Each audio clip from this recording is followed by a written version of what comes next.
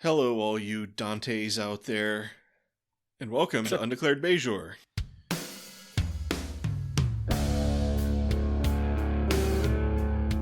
That's good. My name is Fletcher. About to say hello is Data. Hey. Today we're going to recap and discuss Star Trek DS9, Season 5, Episode 15, By Inferno's Light. Alternate title, Worf Tyson's Punch-Out. Huh, okay. Yeah, okay. Just in case this is your first time watching Star Trek DS9, we will attempt to only discuss spoilers up through this episode, but proceed at your own risk. Spoilers, you just never know when you're going to step in one. Interesting metaphor. Okay. Mm-hmm. By Inferno's Light originally aired February 17th, 1997. It was written by Ira Stephen Bear and Robert Hewitt Wolfe. So flippy flip from the last time. Maybe that's the deal. It's like, I get on one side this time, you get on the other side, whatever. Yeah. And directed by Les Landau. Hey, we know him. Oh, yeah. Good old Les Landau. Cirroc Lofton is not in this episode, and neither is Rene Auberjonois. Which is a little... I'm sure you have facts about this, but... No, the only one I have is that neither of them is in the episode. But weird, because there's times when I felt like it was pretty clear that there were lines intended for him, and it was just like Kira comes in and she's like, "Odo told me to tell you." I was like, was he sick suddenly or something? And they just said, just have Kira say his lines. Yeah, that's the only thing that gets mentioned in here. Is like Odo is mentioned by Kira when she tells Sisko about how the Saboteur did such and such. Right. So we pick up right where we left off, with an overwhelming force of Dominion ships spilling through the wormhole. The Defiant, commanded by Kira, leads a small counterattack force that includes, I guess, the two remaining runabouts that are not in the Gamma Quadrant. One of them has a little thingy on top. Yep. Get some right. Torpedoes, that's what they're called. Sure. Yeah, whatever that thing is, I don't even remember. And Dukat's bird of prey. And at first, I was like, wait, where did that bird of prey come from? But then I was like, oh yeah. Right, that major character from the previous episode. Right? Well, I forgot that he had a bird of prey. Oh, okay. But the Dominion ships don't attack, even though now would be the logical time to do that. Instead, reports Chief O'Brien, they turn and head straight for Cardassia. And Dukat joins them? Bwahahaha, declares Dukat. I've been negotiating with the Dominion for months. Somehow, like, I've been going through the wormhole. You just didn't know it, even though you're right here next to the wormhole. Yeah, it's like they can detect, like, any stray, unidentifiable signal coming through the wormhole. But somehow Dukat was able to do this in total secrecy. So, good job. Right. And he says he was conducting negotiations between the Dominion and Cardassia. I have a feeling this is not quite an accurate representation of what he was doing. I think it was more along the lines of, give me a bunch of ships and then let me take over Cardassia. But yeah, I don't know. It's hard to say, because it does seem weird that whoever he was negotiating with on the Cardassian side would be like, oh yeah, you be in charge. Why not? Yeah. Anyway, now Cardassia is becoming part of the Dominion. Kira tries to shoot at Dukat, but apparently he got away just in time, so... Yeah, she was like, kill him, and I was like, really? Like, you guys have a treaty with the Cardassians, can you just, like, shoot him? Because you're pissed off at him? It's not like, I mean, there's not a war happening, you're not in a state of war with the Dominion, so... it seemed like that was a big overstep to me, where she's like, kill him because I'm mad. I have a feeling that the Cardassians might not be too upset if they killed Dukat. But oh, yeah, okay.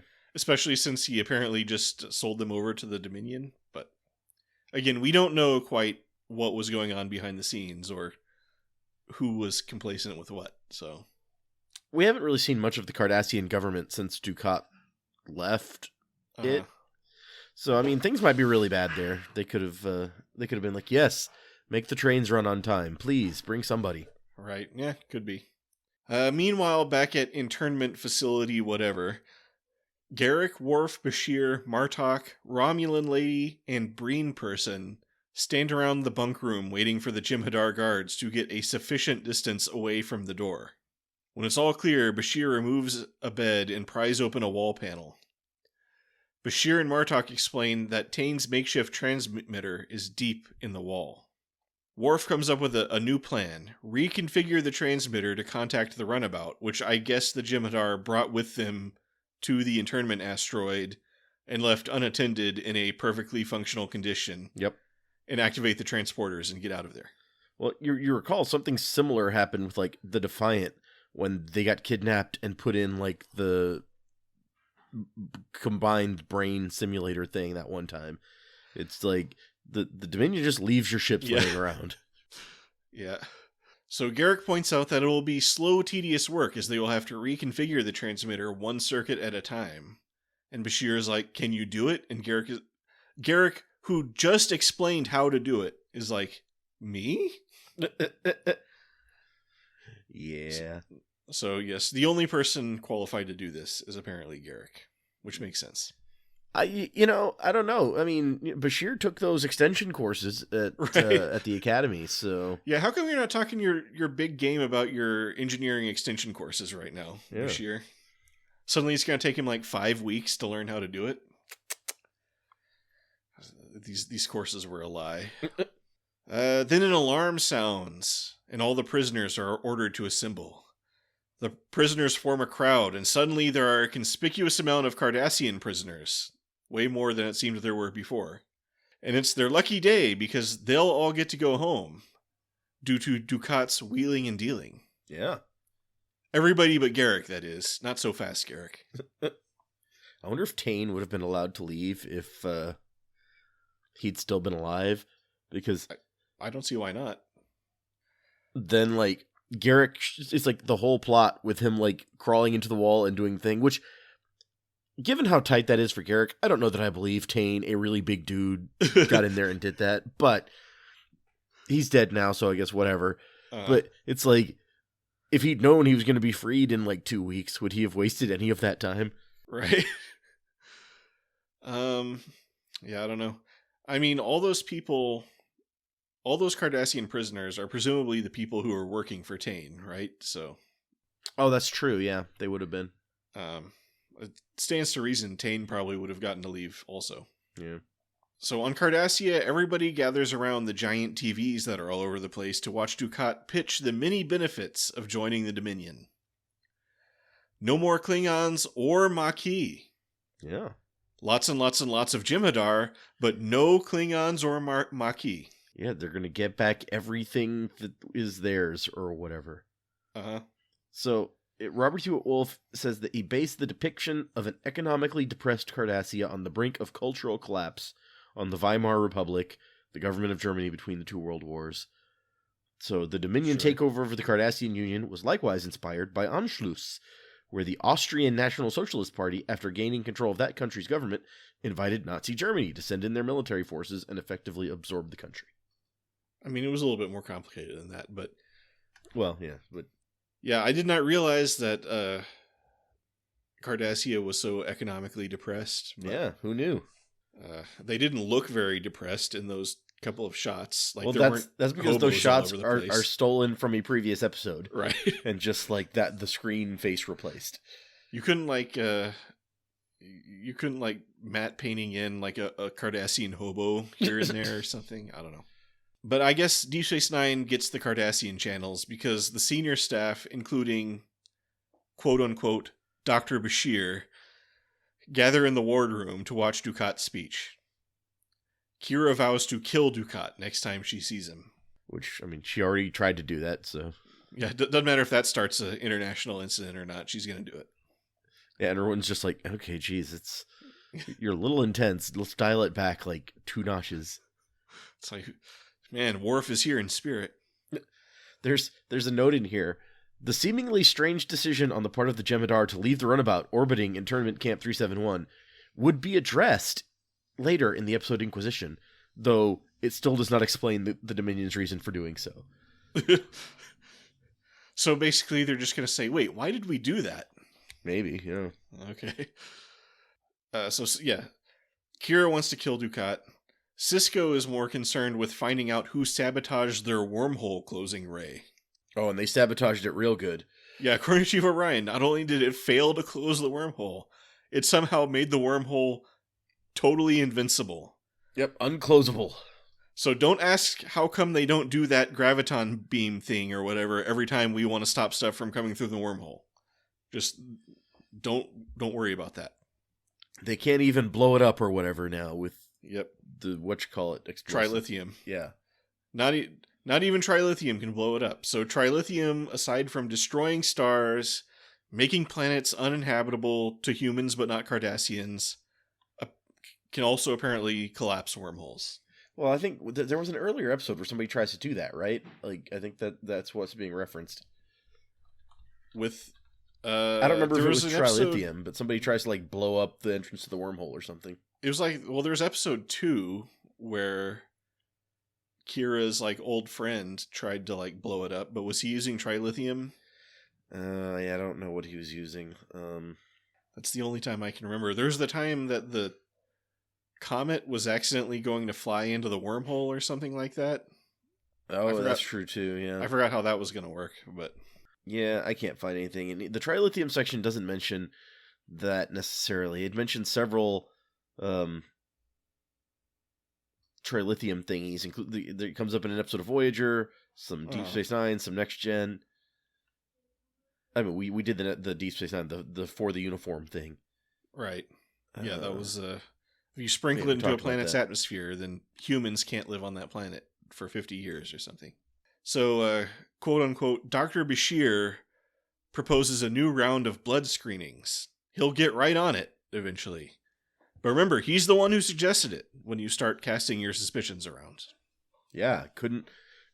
Like, does somebody check him, or do they trust him to check himself? Like, I don't know. We never see these blood screenings, so I think they're all like, oh, I guess Dr. Bashir, he's setting up those blood screenings.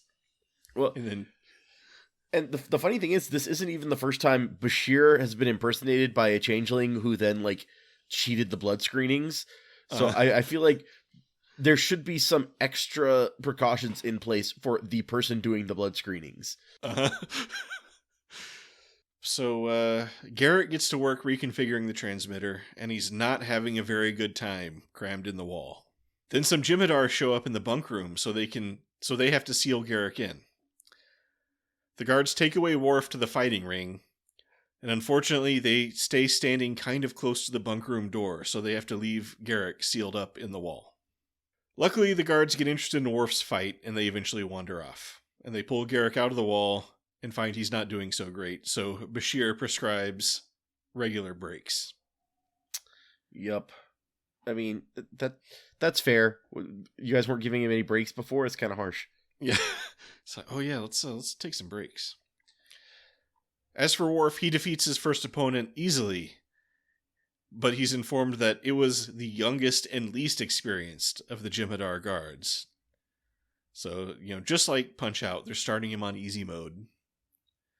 They're starting him on that...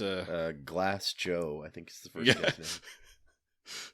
Kira runs into Zial on the promenade. Zial is starting to wonder if her dad might be kind of a bad man. And Kira is like, yes, he 100% is a bad man.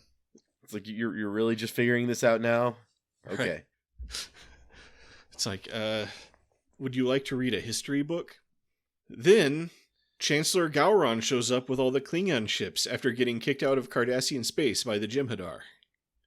Yep, so this is who you want on your side to fight the Jem'Hadar, the ones that were already sent packing by them. Right, the ones who bravely ran away. Yep. So the Klingons are always like, to the death and all this stuff, until it's like, oh no, superior overwhelming force? No, let's just death. And yeah, Gowron, he's like, well, yeah, then we'll just go back to the Empire and get all of our other ships and then come, and then we'll fight to the death, I swear. One of these days. Yeah. Gowron comes aboard the station. Sisko's like, okay, you want to get back into the Kinemar Accords now? And then Gowron is like, yeah, probably better. And he just puts his thumbprint on the pad without reading it. Yep. Apparently, like, Cisco can just do that, like, sign the Federation up for treaties and stuff. Sure. Well, I mean, I don't know if the Federation ever even revoked the treaty, so... Yeah, and I'm not saying I think anyone in the Federation is going to be upset about it. Sure. But it's just like, did you talk to somebody first to be like, hey, I can do this, right? Yeah. This is unlike his use of weapons of mass destruction against Federation citizens. I think this is something that maybe he can skate by without calling Starfleet. I don't know. The whole time, Bashir just looks on, like, in the background creepily. Right. It's like, yes, a treaty, you say. Les Landau was like, more creepy. More creepy. You're a changeling. Be a changeling. Show us your changelingness. Right. Then, quote-unquote, Dr. Bashir sneaks aboard a runabout and does some sneaky stuff. What sneaky stuff? Who knows? Yeah, who knows what he's doing, but we know that that's not the real Dr. Bashir. So, if we didn't have the context that was a changeling, we might not even wonder about anything. Well, yeah, you might be like, oh, I guess Dr. Bashir's doing some stuff on the runabout. Who knows why, but yeah, what a weird scene that they put in here. So Worf kills his fifth opponent and finally gets sent back to the bunk room. Dr. Bashir advises against further fighting, but come on, Worf isn't having any of that. I mean, is it optional? Like, can he just be like, I'm not feeling my best today. Just go talk to the Jem'Hadar. It's like, I actually don't want to participate in your training program. Can I just like sit back? Well, but he's also allowed to just kill them. So because he does snap the one guy's neck. So I'm like, is this true training or like what are we doing here? But these Jem'Hadar, if they can't kill the Klingon, they're as good as dead anyway, right? So, yeah, fair. Yeah. Inside the walls, Garrick is starting to go a little crazy. Apparently he has a little bit of a claustrophobia problem that he has not disclosed. The way that he plays the scenes of himself alone in there talking to himself, I think is just like amazing. He's so good. Yeah, they got the it's like the light flickers like, no. That is not acceptable.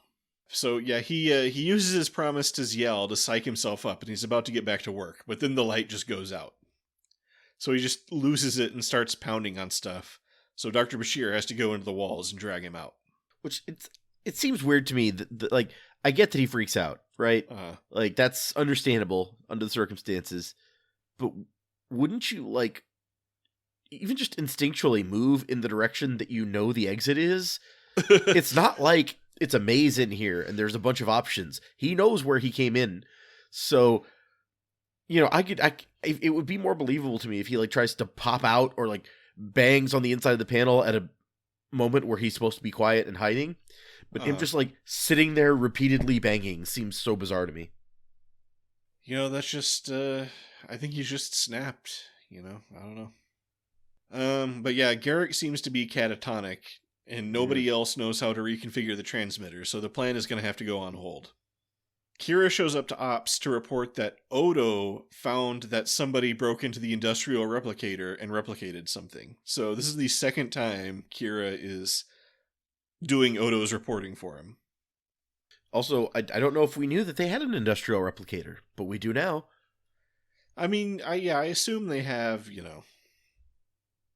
different levels of replicators. I don't know.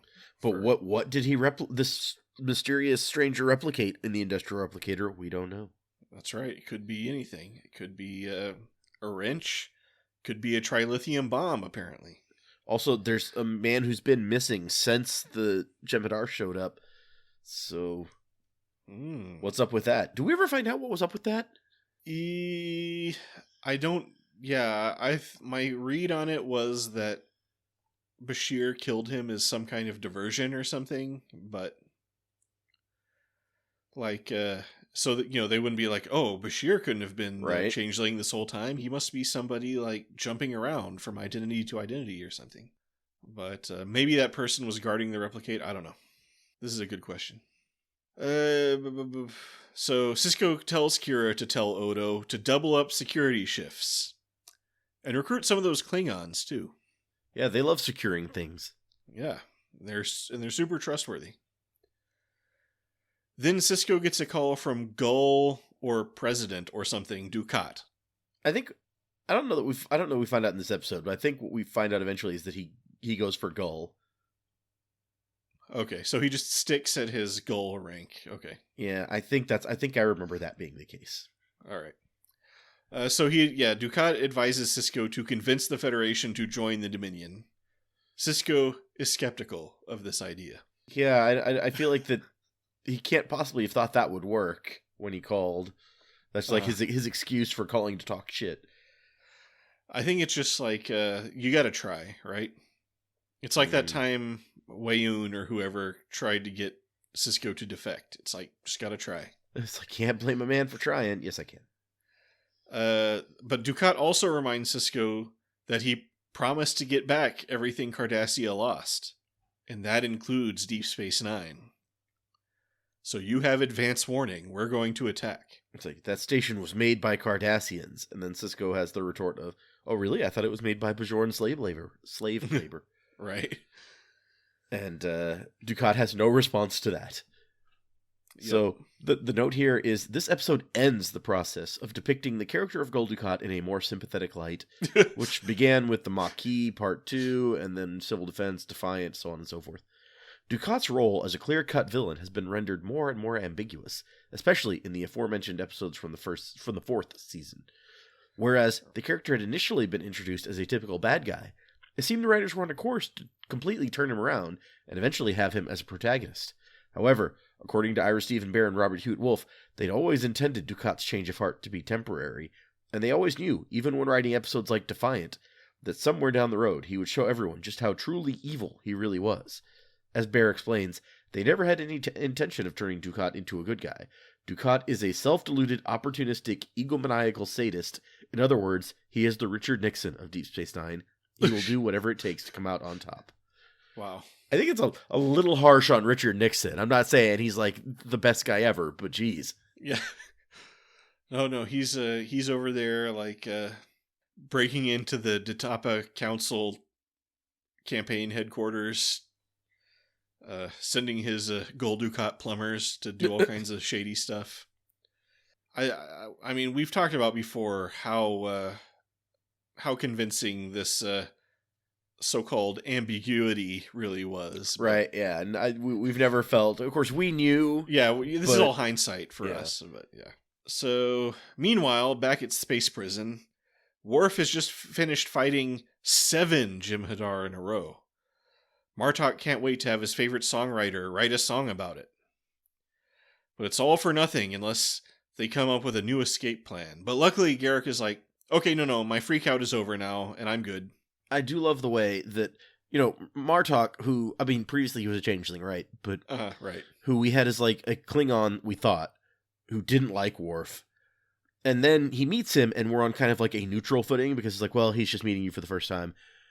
The show found a way to just very quickly make Martok like, oh my gosh, Worf is the best guy ever. I love Worf. And so now we have a potentially very powerful Klingon officer who is totally on Worf's side, and hopefully not in like the very like wishy-washy way that Gowron was on Worf's side. Yeah, and it's very possible that Martok has no idea about Worf's whole dishonor thing and all that stuff. Oh, that's true. Yeah, nobody might have mentioned that. Yeah, because he's just like, yeah, we're gonna go back to the Empire. I'm gonna hire like Klingon Johnny Cash or whoever to write an awesome song about us. Yep. It's going to be great. But yes, so they put Garak back in the wall, although Garak does not have a very confident look on his face. So apparently Garak's role in this episode is similar to Charles Bronson's in the 1963 John Sturges film The Great Escape. Both men were forced to work in a confined area and suffered from claustrophobia. It's also worth noting that Andrew J. Robinson himself suffers from mild claustrophobia, and on the day of the crawl space scenes, he was suffering from the flu. He says of these scenes, I didn't have to act, I was there. Nice. Use it. Yeah. So Chief O'Brien pays, quote-unquote, Dr. Bashir a visit in the infirmary, and we learn that Keiko and the kids are safely down on Bajor, so don't worry about seeing them anytime soon. Right. Bashir tells him about the brand new darts he ordered, which kind of vexes O'Brien, given the circumstances, but even though he knows there's a changeling on the loose, he does not grow suspicious. Well, because this is totally a Bashir move. I feel like the changeling is just playing the role here, where, everything is going to shit, and Bashir's like, oh, but let me talk about, this personal thing that has nothing to do with anything and is, inopportunely timed. Mm-hmm. The only thing left is for him to hit on someone creepily, and then it would be like, oh, this is Bashir. Yeah, he just needed to do that one time, and he would have been forever beyond suspicion. Or he could have talked about, how he came in second in his class at medical school. Talk about the pre-ganglionic nerve, whatever. Yeah. So Zial enjoys a meal of asparagus with yamok sauce, while Quark complains that pretty soon the Jem'Hadar are going to be on the station, and they don't eat, drink, or have sex, so he's not going to be doing very much business, and I hate to break it to him, but I kind of doubt they get paid very well either. Yeah, that's a good point, actually. But I mean, the Cardassians are part of the Dominion now, and I mean, it's something that doesn't come up in this conversation, but I'm like, you made plenty of money off the Cardassians. They're corrupt as hell, so this will be great. Yeah, it's true. It's the Cardassians that want the station back, so supposedly they'll be the ones pretty much running it, so... You would think, right? Yeah, come on, cheer up, Quark. But yeah, ZL cheers him up by pointing out that maybe the Vorta are gluttonous sex addicts. And he lashes onto that. Yeah, they could be. We don't really know them that well. Then it's time for Worf's final fight. The main Jem'Hadar guy. Ika is his name. Sure. The only named Jem'Hadar to appear in more than one episode, according to this. Oh yeah, I guess technically because he was in the last episode. Yeah. Good fact. Good factoid. They say their respective slogans at each other, and then they get going, while Garrick secretly works away back in the wall. He says a little prayer to Tane that he wishes he were still alive so he could be the one in the walls. I mean, yeah, that's fair, right? Yep. Then some Jem'Hadar show up in the bunk room and are like, "Where's Garrick?" And they're like, "He's outside." And they're like, "No, he's not. We need him so we can kill him." We looked everywhere outside before coming to the place that he was most likely to be. Yeah, us three guys checked the entire prison, and this is the last place we looked, so he's got to be here. Or he walked out the door into space and died, as we've established that you are allowed to do that. But one of the guards finds that little pry tool they were using to get inside the wall, so... they start tossing the bunks as if maybe he's hiding underneath one of the super thin mattresses. It's like, did he get really skinny and go, nope. Back at the station, the Dominion fleet is about to attack, or so they think. So they get all the ships ready to fight, including 3 runabouts. So, did they get another runabout when Admiral Gahulahan, or whatever that guy's name was, showed up? I don't know. Maybe they said a line, I forgot. But they have 3 runabouts now. Yep, we got what are they? Do we remember? It was the Yukon, the Rio Grande, and something. I forgot. Yep, Yukon, Rio Grande, and let me see if the fourth is the fourth one. There's a fourth one also that you didn't see. Well, I guess there is one in the Gamma Quadrant. But, so that's 5 total runabouts? No, I'm saying the one in the Gamma Quadrant would be the fourth one, I guess. Okay, right. It's just like earlier they seemed to only have 2 runabouts when they went out to go meet the fleet, so... Or I only saw 2 in that shot. Because I even, when they said the 3 runabouts, I went back to the beginning of the episode to see if there were 3 runabouts, and I missed it, but I only saw 2. It doesn't mention. It just mentions the Yukon by name in this article. So, I mean, I'm pretty sure they said the names of all of them, but anyway. Yeah. The Yukon gets stolen by fake Dr. Bashir. Who, has that cool moment of, impersonating a voice. Yep. Then a bunch of Romulan ships show up also to get into the fun, so... Yeah, I mean... it's an interesting question to me about, how the Romulans end up here with all these ships. Did they just also hear about the Dominion fleet, and they're like, oh, okay, we'll head out there? Or is there, a Dominion infiltrator in Romulus who, hinted at them or like got them in that direction because you want to take out their fleet also. Ooh, yeah, that could be. It's a good theory. It's like, oh, let's see how many Romulans we can get into this trap. Yeah. So the Jem'Hadar guard keeps asking about the pry tool, and then he shoots and vaporizes a random Romulan guy that I didn't realize was there. That Romulan guy's been hanging around. Oh, okay. I'll take your word for it. Then he threatens to shoot the Romulan lady, the lady who had lines. Yeah. Then another guard is like, wait, what if we use that pry thing to pry open the wall? Right here. Right. In this specific this spot exact panel that happens to be the correct one. Where Yep. Maybe he noticed tool marks or something on the panel. I don't know. But while everybody's distracted watching him do that, the Breen person sneaks up and grabs a guard's gun and shoots one of the guards. Then he or she shoots another guard, but sadly gets shot in return. But still, MVP of the episode. Yep. Breen person. That Breen person. And then, like, the Romulan lady gets her lines like, we have a saying, never turn your back on a Breen. Yep. Which, Yeah. have we talked about, like, the outside canon, like, explanation about the Breen? I feel like we may have. Or, like, the memory beta thing. The explanation of what? Of, like, what's up with them underneath these suits. I think we've mentioned it before, but I don't know if we've talked about an official explanation. So, and actually, it's not even in the memory beta article, but it's like it's from some books, so I assume that it really should be in the. Oh, okay. That's because I'm looking at the wrong thing. But anyway, so like, yeah, the Breen Confederacy, I think is the name of them, right? Or the name of their government, the Breen Confederacy, yeah. And so it's like a confederacy of multiple worlds and species. Sure. And they all wear the suit so that you can't tell one from the other. So that there's like it's everything is fair and equal because you don't know. Oh, okay. And there's only I think there's like 6 races that make up most of the Breen that you see or whatever. And only one of them actually needs refrigeration suits. So only their suits, I guess, are refrigerated. But there's another one that has like a kind of snout thing, which is why the helmets of all of them are like have that stuck out thing. So it's a mystery, like what kind of Breen you're facing at any given moment. Okay, so they solved racism by making everybody wear like space burqas or whatever. Yeah, I guess so. Okay. This raises many practical questions that I just don't even want to go into right now. So yeah, sure. Let's see. So I was going to go through these. So okay. Starfleet is aware of at least 4 Breen species, although there are at least 5. So I was wrong about 6. But so it's like the Ammoniri don't have any blood. And so they're the ones that have to have refrigeration suits because actually they're like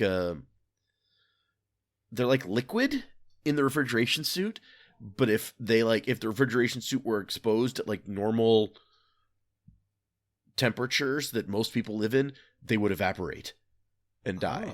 So that's supposedly the explanation for how Kira and Dukat killed some Breen and stole their suits in that earlier episode.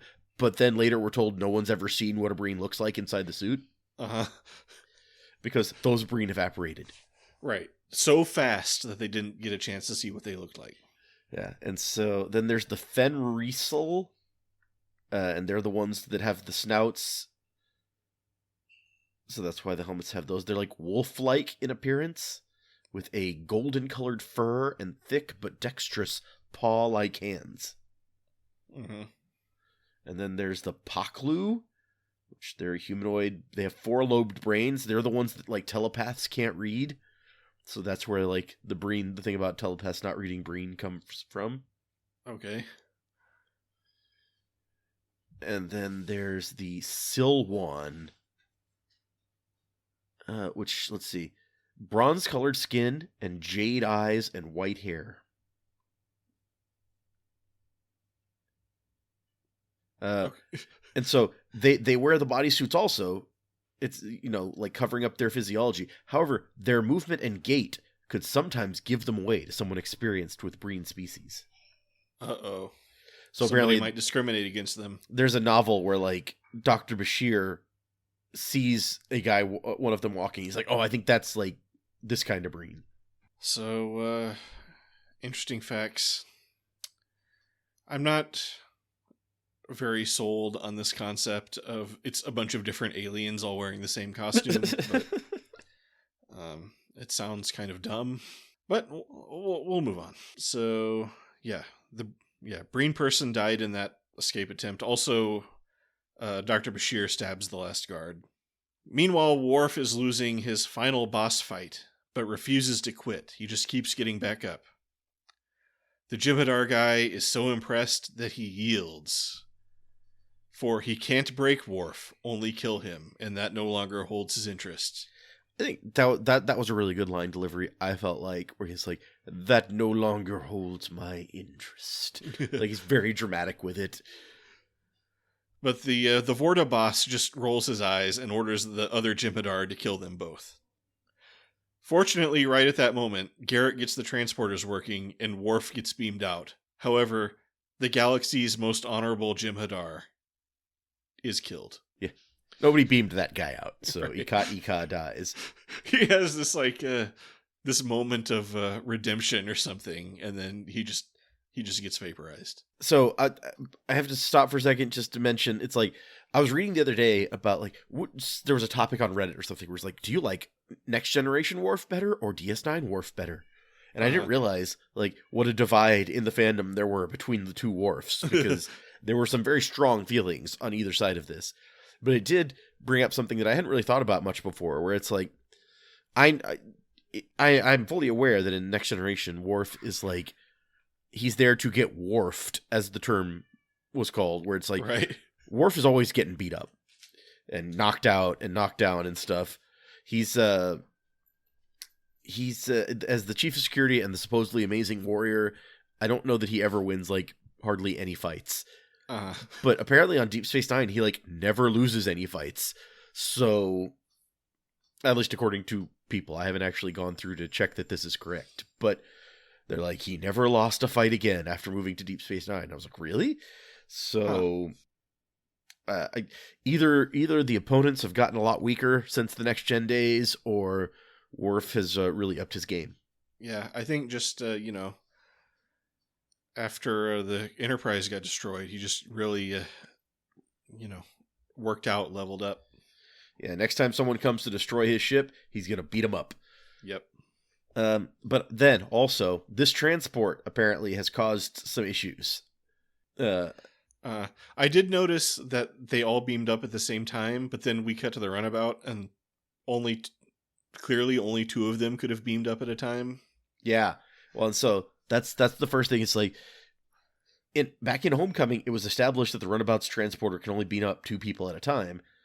That limitation appears to have been overcome by this episode, as the runabout was able to beam up more than two. However, there's been no on-screen explanation as to how. Also, it's possible two people were transported at a time, and that it's just like, it's edited to look like they all went up. And then it points out exactly what you did, that when you actually see them, like Worf and Martok, materialize up there, like, the other three are already all fully materialized. Yeah. And you can clearly see, like, they're, like, on the transporter pad, which only has two spaces on it. So, but there's also the question of, like, what exactly message did Garrick send to get the runabout to transport all of them in different areas of the prison and stuff? And at the time, Ronald D. Moore says, I think Garrick programmed it to transport anyone who wasn't a Jem'Hadar or a Vorta within a given area, which, that seems like a complicated command to have registered. But when you start looking at the sequence that we just talked about, it's possible that Garrick, like, transported himself first and then manually beamed up the other people. Oh yeah, that would make sense. In fact, that makes so much sense, I'm just going to go with that. And then Romulan lady, the only person not, I guess Martok, it wasn't originally one of our crew, but he's cool now. So the Romulan lady's the only other lady who survives this whole thing. Yep, and she's going to join the cast, and we're going to get many more adventures with her. Yeah, right. Right? Absolutely. Also, there's a note here that Worf is shot during transport in the same manner as this guy from some episode of Enterprise that I didn't see, and yet he seems unaffected. Either 24th century transporters have improved over their 22nd century counterparts to shield people from the damage seen in that episode, or were further along in the process and there was less of him to damage. I don't so remember. I guess in Enterprise, somebody gets shot and like messed up. I don't remember. I'm pretty sure we've seen like straight up phaser beams go through the transporter beam before. I'm pretty sure we have. Although yeah. there's an episode of Next Generation where a guy shoots Riker as he transports and it like bounces off and blows up the station. Nice. So I don't know. It's whatever needs to happen will happen. Yeah, really. That's what it is. So yeah, but yeah, they all arrive on the runabout and they run home. At DS9, the time has come for the big battle. Except there are no Dominion ships, just phantom sensor readings. Then they get a call from Dr. Bashir in the Gamma Quadrant. Sisko asks the computer where Dr. Bashir is and learns that he was last seen at the runabout pad. So he could be in the Gamma Quadrant. Yeah. Oh, did he take a runabout to the Gamma Quadrant? No, but without even having to listen to the message, Sisko deduces what's going on and orders Kira on the Defiant to blow up the Yukon. Yeah, you really think that he might have been like, wait, maybe we should grab both and figure out which Bashir is the changeling. I guess he's just like, wait, we had a changeling infiltrator and now there's two Bashirs. All right. 1 + 1 is 2. I mean, still maybe listen to that message and like the message is from Bashir and it's like, I am a changeling, Bashir. I am coming for you. Then wouldn't his face be red? Right. Or, is that the expression? There'd be egg on his face. Right, whatever. So, oh no, we blew up those innocent people. So the Yukon is flying straight for the Bajoran sun. Dax scans the Yukon and detects trilithium, techosite, and protomatter. So you know what happens when we mix those things together. Oh yeah. Everyone knows. Right. I mean, I know that trilithium blows up suns, so that's all I need to know.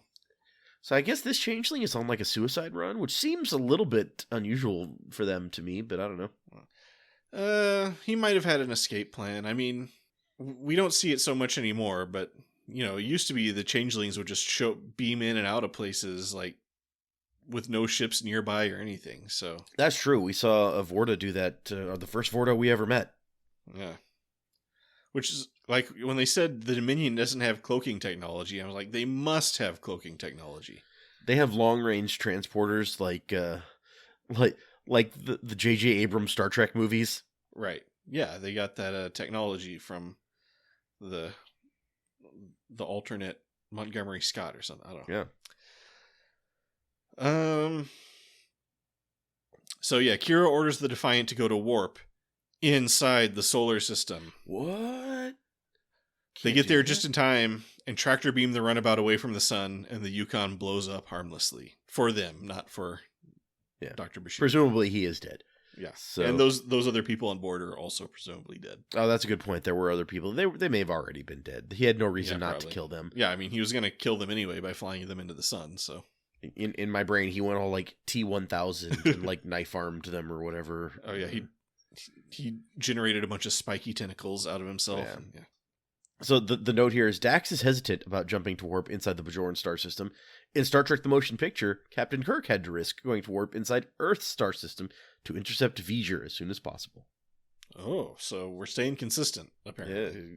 Except I'm pretty sure that they go to warp like right from a planet, from like orbit of a planet all the time. Oh yeah. But not from they never warp from one place in the solar system to another place in the solar system. That's just too dangerous. So yeah, Sisko pieces it all together. There never was an attacking fleet. It was all a ploy to get a bunch of ships together at the same place and blow them all up with a supernova. Which I feel like we've seen supernovas in the show before, and like starships have plenty of time to run away from them. Maybe they just would have been caught so by surprise. I don't know. Because, like they move at less than light speed, and unless the Bajoran sun is like super weak and like the habitable zone is like ridiculously close to the sun, like Uh, you would have time to like, because if you're in Earth's orbit, you have 8 minutes before light gets there. So it's like, hey, look, that sun's blowing up. You think we should leave? I don't know, maybe. yeah, who knows? I mean, in real life, supernovas are insanely devastating, but Right.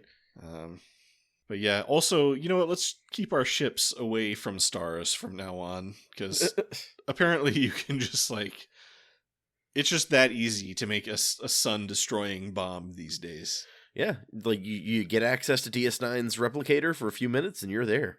Yeah. Like, did he bring his own trilithium with him? Or can you just... Because earlier we had to be going around stealing trilithium. That's true. Yeah, Like, I don't know. Anyway, so we wrap things up. Bashir and O'Brien are reunited. O'Brien admits that he never suspected a thing, and that the other Bashir was actually easier to get along with. Worf and Dax... so obvious in hindsight. Worf and Dax are reunited too. Most of his operas are intact.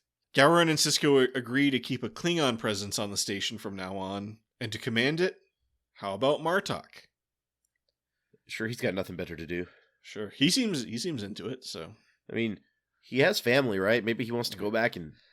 yeah, he's been at Talk that to them. internment camp for 2 years. You think, maybe he'd like to go home, but then Dukat calls Sisko to congratulate him on avoiding the trap, which, by the way, would have also wiped out the entire planet Bajor.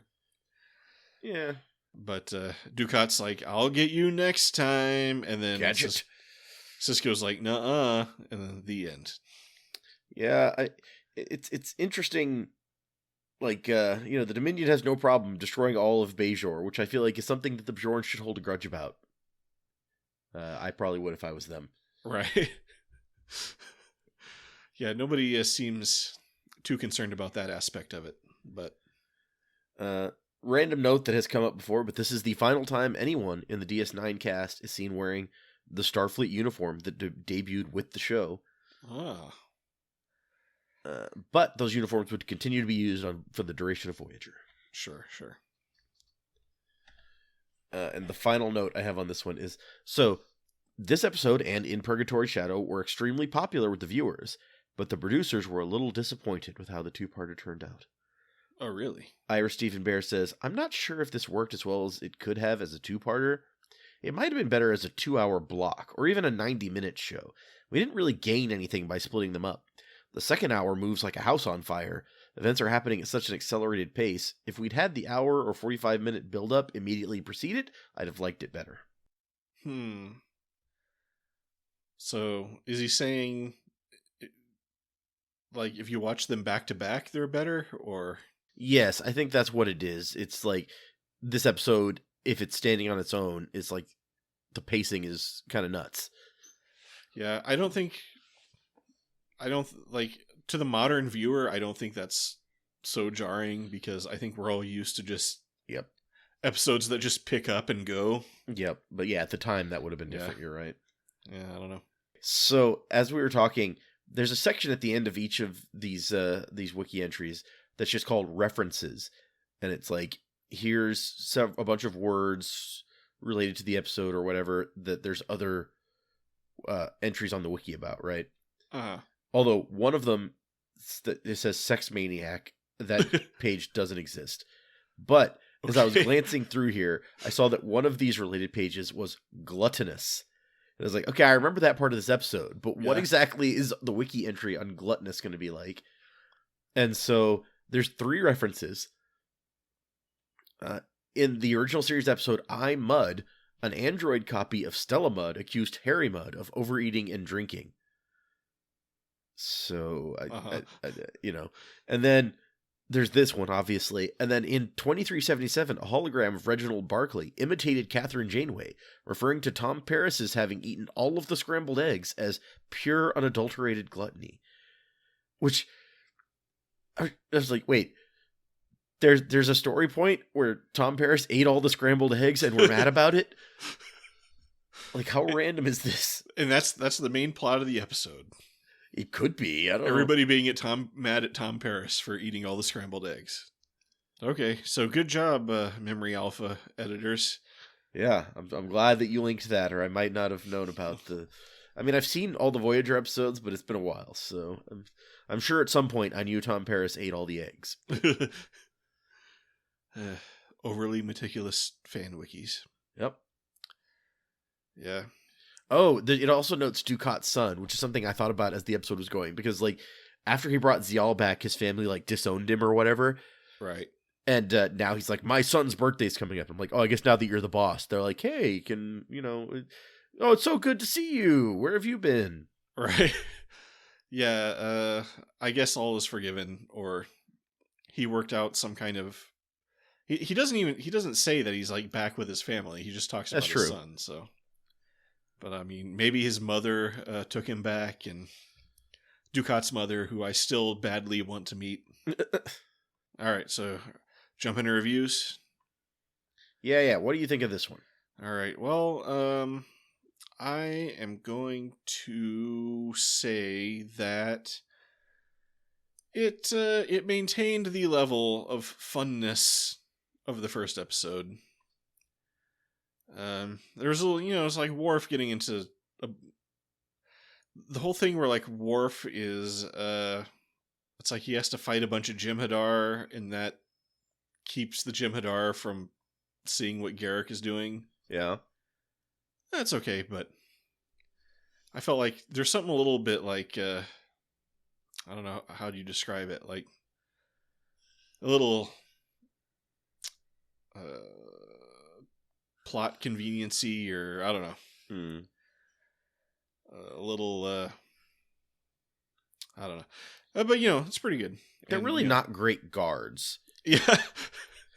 But I guess they don't have to be if, as far as they know, there's no possible way for you to leave. And if you do leave, you'll just die. So. Yeah, and there's no beam out shield or anything. And they brought the runabout to the prison. So, this prison facility... Many times I question how the Dominion is so powerful, because, like we've said, there's so much of this weird stuff that they're always doing. But it was a really good episode, so I'm going to keep it at a captain. Okay. So there's lots of good things about this episode. Like I said, I love Andrew Robinson's acting. I like the stuff with Worf and Martok, especially knowing where stuff's going in the future. I think this is a really cool start to that relationship. Yeah, I like that. I like that. I mean, I liked all the Worf stuff. It's just like something about the Worf having to fight a million Jem'Hadar felt really weird to me, and I don't quite know how to describe it. Well, and it's interesting because I'm like, so I assume Martok has lost at some point, and he keeps telling Worf, like, it's okay, just give up or whatever, right? Uh-huh. And Worf is like, no, my honor will not let me do this. And Martok supports him. When Bashir is like, why don't you just give up? Martok's like, no, that would be dishonorable. And I'm like, did you quit at some point? Like, have you, or do you just not want to talk about that? Okay. But there's lots of good stuff about the episode. I like it a lot. I don't know that I like it quite as much as the last one, because I actually agree that in comparison, the pacing feels weird in this episode, because it is just so go, go, go. And I feel like we don't get a lot of time to build story. Like, the first episode got to do the job of building things, and this is just everything coming to fruition. Especially to me, the Bashir Changeling thing, it feels like it kind of fizzles to me, where it's just like it was really cool in the build-up, and then it's just at the last second he dies. And I don't know. Maybe that's just me, that I'm just it feels a little anticlimactic. I don't know why. It would have been cool to see him do something really devious. Where you're no, don't trust him. Don't trust him. Yeah. But yeah. Do something. We never got to confront him in any way about being a changeling. He just dies without ever talking to anybody again. So I don't know. I feel like I don't know how you could do that, because I think the way the story worked, that's the only thing you could have done. So I don't know that there was a better way to do that, but it just felt a little bit blah to me. So I think it's taken on its own, I think it's a little bit weaker than the first one. I think together they are a really solid two-parter. Yeah. And even with like the slightly weaker thing, I think that it's still a captain for me. I was debating whether to put it down to commander, but I think that it maintains the captain for me. There's a lot of really good stuff here, and for one thing, I talked about last time that the Bashir twist was one of the better twists that they managed on this show. The twist with Dukat at the beginning of this episode is an even better one. I think that may be the one that stands out to me the most, because I can remember I don't remember much about the first time I watched Deep Space Nine. I remember my reaction to that the first time I got it, because I was just like, wait, what? What? Right. Like, I think that moment is really well done. And so like that by itself elevates it for me, because they don't pull off all this is not Lost. They don't pull off all that many crazy like twists that you didn't see coming, and then in hindsight it's like, oh, it all makes sense. This is one of those times where they really do a good job of that, I think. And it's not one of the great twists that you see where it was foreshadowed really well, because this is another one of those, like the Bashir changeling, that I think they probably didn't think about until they were writing this, basically. Sure. And they're like, hey, yeah, we should do that. So it's not that they dropped hints along the way, which would have made it better. But even without that, it's a really good moment that you're like, oh, it makes sense that this is the kind of thing that Dukat would do, because all he cares about is his personal power. This is the kind of thing that Cardassia might actually go for at this point if the Klingon War has weakened them that much. This is the kind of thing the Dominion would go for. So even without foreshadowing, it works, and I really liked it. So yeah, Captain. Well, I think even like going back to previous Dukat episodes, like Disgraced or Return to Grace. Yeah, Return to Grace. That's what it's called, right? I don't know which one you're talking about. There is one called that, yes. The one where he wants to return to Grace. The one where he steals the bird of prey. Yes.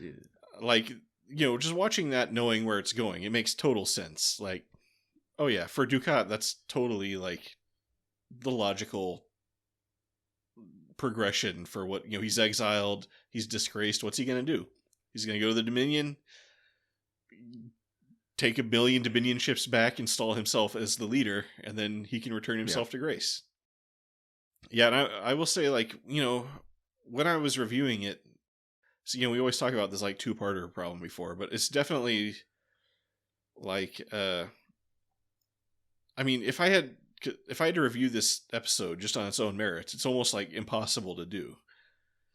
Because, it is, like, just the second half of this story, so... even with that, it's like, I'm trying to review it as an episode, but it's hard not to review it as just like the whole two-parter. So right, yeah, agreed. Really tricky when reviewing these two-parters. How do you feel about the title?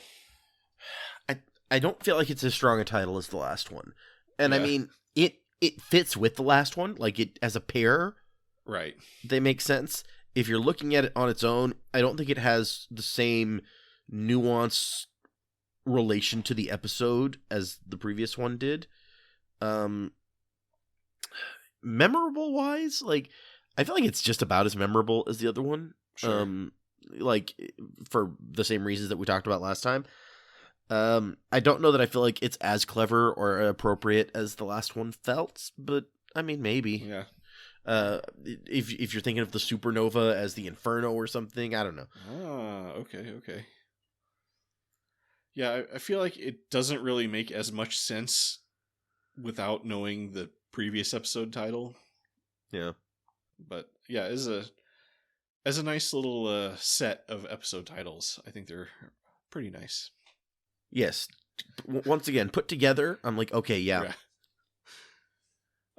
Yeah, and that's a cool way to do, two-parter titles, is that kind of parallelism. Not just like In Purgatory Shadow Part 2. That's fair. Yeah. They're now I want to go and look at the other two-parters and see, like, do other episodes do that? I mean, I know there's this, what is it, the Homecoming the Circle and the Siege. Mm-hmm. That's a good point. There's, I think, Past Tense Part 1 and 2. Yeah. All the next gen ones were Part 1 and 2. I remember that. So it's, I don't know how Deep Space Nine or Voyager. I mean, I kind of know how Deep Space Nine has handled them because, like you're saying, we watched them. But right, I'm pretty sure they've done other two-parters that were not called Part 1 and 2, though. I just can't think of any off the top of my head. Okay, here we go. Deep Space Nine, multiple part episodes. Favor the Bold. Oh, that's next season. Yeah. It's like we haven't gotten to that yet. The Maquis, Past Tense, Parts 1 and 2. The Search. But those were just the Search. Yeah. That was the Search Part 1 and 2, right? Yeah. And was it Maquis Part 1 and 2? I think it was, yeah. Yes, because I was just reading earlier about Maquis Part 2 stuff. Oh, the Die is Cast and Improbable Cause. Okay, those don't really go together at all. Yeah. Homefront and Paradise Lost, I guess maybe a little. I don't know. I mean, knowing what the episodes are about, but well, yeah. Let's see. What now I'm curious. What about Voyager? Voyager 2-part episodes. Caretaker was a 2-part, but yeah, that hardly counts. Unimatrix Zero was a 2-parter. Scorpion is a 2-parter, but I think those were the same name. Yeah, I feel like, because Voyager was a little bit more of a weekly episodic thing. Yeah. I feel like they didn't do as many 2-parters. Well, they have several 2-parters, but I think that they're mostly like the same name because it's got, let's see, Dark Frontier is a feature-length episode. The 15th and 16th episodes. So yeah, that's like the same name that covers both. Huh. The Basics compromises the 42nd and 43rd episode. So they did more of this. It's like it's not part 1 and part 2. It's just like they're both called that. Huh. Equinox is a 2-part episode. Flesh and Blood is a 2-part episode. Future's End is a 2-part episode. So I think they may actually have more 2-parters on this list than DS9 did. Interesting. But it's all like just one name for the 2 episodes. Right. Huh. All right. Interesting. Anyway, yeah, I guess we'll wrap it up there. Yeah. Yep, so thank you for joining us today. If you liked listening to this review, you can listen to the last one. Just the very previous review for the part 1. You really should have done that one before this one. Come on, listener. I just assumed you made that mistake, and I'm scolding you for it. Anyway, but yeah. All our past episodes and possible future episodes, if you're listening in the future, are available wherever you're listening to this. Apple Podcasts, YouTube. Anyway, my name is Fletcher, about to say goodbye as Data. See ya. We look forward to seeing you for our next discussion, but remember, actually do stand between me and the asparagus with Yamek sauce. Oh yeah, please. Just get way between me and that.